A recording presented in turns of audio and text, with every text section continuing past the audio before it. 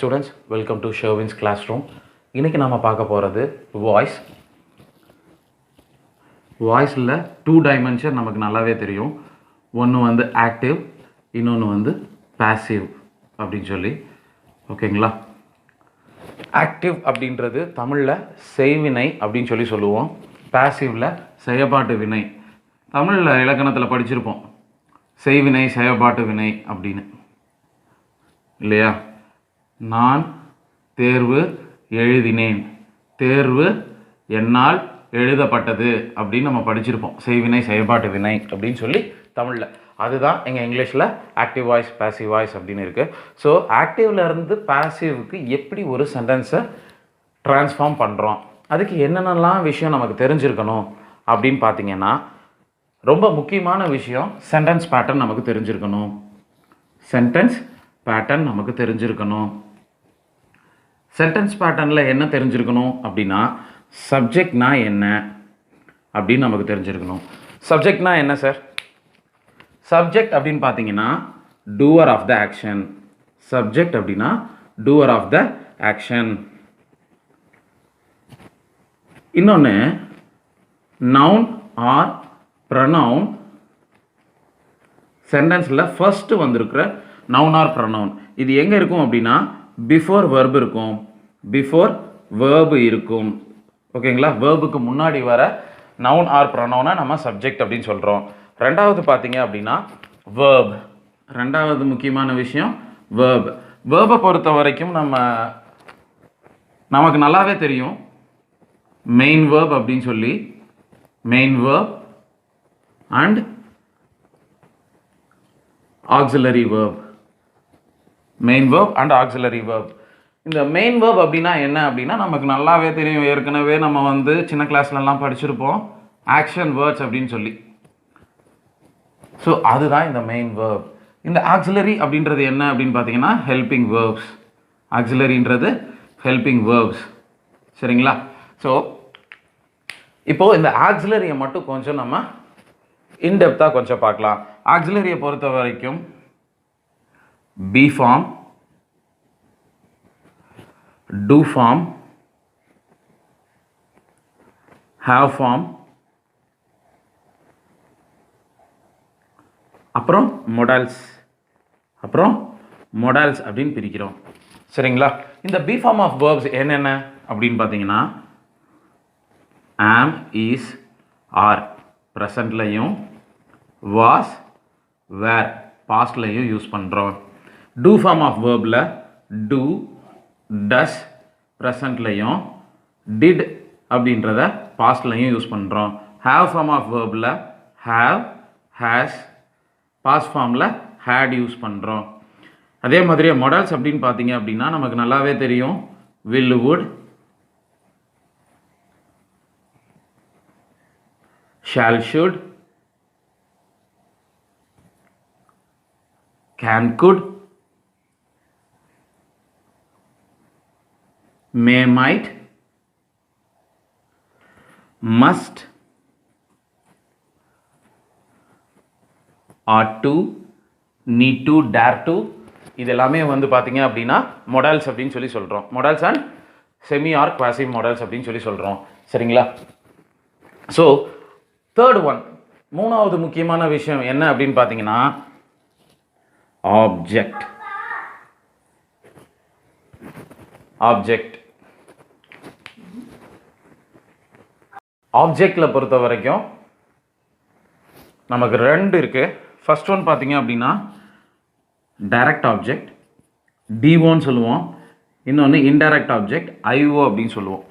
So எப்படி direct object, indirect object கண்டுபிடிக்கிறது அப்படின்னு பார்த்தீங்க அப்படின்னா வாட் அப்படின்ற கொஷினுக்கும் ஹூ அப்படின்ற கொஷினுக்கும் ஆன்சராக வர வேர்டு எல்லாமே என்னது?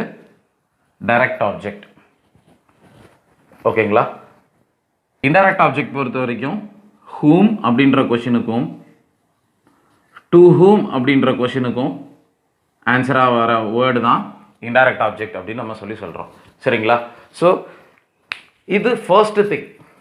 இந்த சென்டென்ஸ் பேட்டர்னில் சப்ஜெக்ட் எது, ஆப்ஜெக்ட் எது, வேர்ப் எது அப்படின்னு நமக்கு ஐடென்டிஃபை பண்ண தெரிஞ்சால் மட்டும்தான் அடுத்தது நம்ம வந்து ஆக்டிவ்ல இருந்து பாசிவ்க்கு ட்ரான்ஸ்ஃபார்ம் பண்ணுறதுக்கு சென்டென்ஸை ட்ரான்ஸ்ஃபார்ம் பண்ணும்போது ஈஸியாக ட்ரான்ஸ்ஃபார்ம் பண்ண முடியும். ஓகேங்களா? ஸோ நெக்ஸ்ட் விஷயம் பார்க்கலாம். இப்போது சப்ஜெக்ட்னா என்ன, ஆப்ஜெக்ட்னா என்ன, வேர்ப்னா என்னன்னு பார்த்தோம். இப்போது அதுக்கு அடுத்த செகண்ட் இம்பார்ட்டன்ட் திங், ரெண்டாவது முக்கியமான விஷயம் என்ன அப்படின்னு பார்த்தீங்கன்னா, V1 அப்படின்னா என்ன, V2னா என்ன, V3னா என்ன அப்படின்னு நம்ம பார்க்கணும். V1 அப்படின்றது நமக்கு ப்ரெசன்ட் ஃபார்ம் அப்படின்னு சொல்லுவோம். ப்ரெசன்ட் ஃபார்ம் ஒரு சென்டென்ஸோட ஸ்ட்ரக்சர் வச்சு சொல்கிறது ப்ரெசன்ட் ஃபார்ம். V2 அப்படின்றது பாஸ்ட், V3 அப்படின்றது பாஸ்ட் பார்ட்டிசிபிள். Past participle. ஓகேங்களா? For example, write, wrote, written. Okay, play, played, played. Okay, swim, swam, swum. So இது மூணும் example for V1, V2 and V3. சரிங்களா? இப்போ நம்ம டாபிக்குள்ளே போகலாம். ரூல். எல்லாத்துக்குமே ரூல் அப்படின்றது ரொம்ப முக்கியமான ஒரு விஷயம். ஸோ இந்த ரூலை எங்கே அப்ளை பண்ண போகிறோம் அப்படின்னா, kinds of sentences. Kinds of sentence. Kinds of sentence. என்ன கைண்ட்ஸ் ஆஃப் சென்டென்ஸ்? அசர்ட்டிவ், அதாவது ஸ்டேட்மெண்ட் அப்படின்னு சொல்லுவோம். செகண்ட் ஒன் பார்த்தீங்க அப்படின்னா இன்ட்ராகேட்டிவ். தட் மீன்ஸ் இன்ட்ராகேட்டிவ் அப்படின்றது வேறு எதுவும் இல்லை, question type. Third one, imperative. Imperative. Fourth one, exclamatory.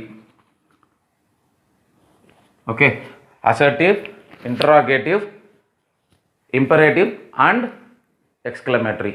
இந்த kinds of sentencesல தான் நம்ம சேஞ்ச் பண்ண போகிறோம். Rule number 1, subject object transformation.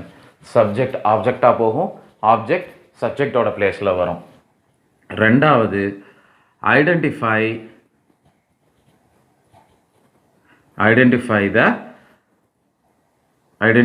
Tense. Tense identify பண்ணணும். எந்த டென்ஸில் அந்த ஸ்டேட்மெண்ட் இருக்குது அப்படின்னு சொல்லி பார்க்கணும். Third one, V3 form of என்னது, மெயின் வெர்போட V3 form. Fourth one, suitable auxiliary. அந்த main verb V3 form object சப்ஜெக்டாக மாறுது இல்லைங்களா? ஸோ அந்த ஆப்ஜெக்ட் சப்ஜெக்டாக மாறும் பொழுது அந்த இடத்துல கரெக்டான ஆக்சிலரி ஹெல்பிங் வெர்ப் யூஸ் பண்ணணும். ஃபிஃப்த் ஒன் பார்த்தீங்க அப்படின்னா ப்ரனவுன் சேஞ்சஸ். ப்ரனவுன் சேஞ்ச் பண்ணணும். சப்ஜெக்ட் ஆப்ஜெக்டாக மாறும் பொழுதும் ஆப்ஜெக்ட் சப்ஜெக்டாக வரும் பொழுதும் ப்ரனவுன் சேஞ்ச் ஆகும். ஸோ அந்த சேஞ்சஸ் நம்ம எழுதுகிறோம். The last one, add by. By அப்படின்ற ப்ரிப்போசிஷனை ஆட் பண்ணுறோம். சில சென்டென்ஸில் பை இல்லாமல் கூட பேசிவ் ஃபார்ம் வரும். சரிங்களா? ஸோ இதுதான் ரூல். இதை எங்கே பண்ண போகிறோம், எந்த இடத்துல? ஆல்ரெடி சொல்லியாச்சு, 4 டைப் ஆஃப் சென்டென்ஸ்லாம் நம்ம மாற்ற போகிறோம் அப்படின்னு சொல்லிட்டு. ஸோ டென்ஸை பொறுத்த வரைக்கும் நமக்கு நல்லாவே தெரியும், தெர் ஆர் 12 டென்சஸ். அந்த 12 டென்ஸில் நம்ம 8 டென்ஸில் தான் மாற்ற முடியும். எத்தனை டென்ஸில் மாற்ற முடியும்? 8 டென்ஸை மட்டும்தான் நம்ம ஆக்டிவ் வாய்ஸ், பாசிவ் வாய்ஸ் ட்ரான்ஸ்ஃபர்மேஷனில் யூஸ் பண்ண போகிறோம். சரிங்களா? எந்தெந்த டென்ஸில் யூஸ் பண்ண மாட்டோம் அப்படின்னா, 12 டென்சஸில் 8 டென்ஸில் தான் நம்ம யூஸ் பண்ண போகிறோம் அப்படின்றத முன்னாடியே நம்ம பார்த்தோம். எங்கெங்கெல்லாம் யூஸ் பண்ண மாட்டோம் அப்படின்றத பார்க்கலாம். மொத்தம் 3 perfect continuous tense. Present perfect continuous, past perfect continuous and future perfect கண்டினியூஸில் யூஸ் பண்ண முடியாது. அதுக்கப்புறம் 4th ஒன் பார்த்தீங்க அப்படின்னா ஃபியூச்சர் கண்டினியூஸ் டென்ஸில் யூஸ் பண்ண முடியாது. ஃபியூச்சர் கண்டினியூஸில் யூஸ் பண்ண முடியாது. ஸோ மீதி இருக்கிற எல்லா டென்ஸில் தான் நம்ம யூஸ் பண்ண போகிறோம். சரிங்களா? ஸோ எப்படி இந்த 8 டென்சஸில் அசர்ட்டிவில் எப்படி சேஞ்ச் பண்ண போகிறோம், இன்ட்ராகேட்டிவில் எப்படி சேஞ்ச் பண்ண போகிறோம், இம்பரேட்டிவில் எப்படி சேஞ்ச் பண்ண போகிறோம், எக்ஸ்க்ளமேட்டரியில் எப்படி சேஞ்ச் பண்ண போகிறோம் அப்படின்றத நெக்ஸ்ட் வீடியோவில் பார்க்கலாம். ஓகேங்களா? So see you in next module guys. Thank you.